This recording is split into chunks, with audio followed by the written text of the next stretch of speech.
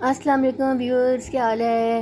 उम्मीद है कि ठीक होंगे और दुआ है कि ठीक रहें, खुश रहें। आज चिकन कबाब हांडी बना रही हूँ।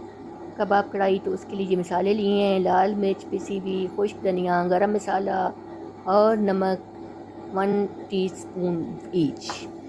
तकरीबन 200 ग्राम चिकन होगा मेरा, बल्कि 250 ग्राम होगा। तो उसमें ये मैंने मसाले डाल दिए हैं, ठीक है।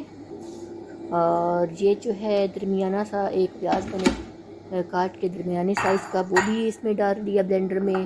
3-4 हरी मिर्चें भी डाल दी हैं मैंने। और अब जो है अदरक लहसुन का पेस्ट डाल दिया है। 1.5 टीस्पून डाल दें और 1 पीस ब्रेड का डाल दें, और ब्रेड क्रम्ब भी डाल सकते हैं 2-3 चम्मच, अगर ब्रेड का पीस ना हो तो। हरा धनिया भी डाल दें इसमें, 1-2 चम्मच डाला था।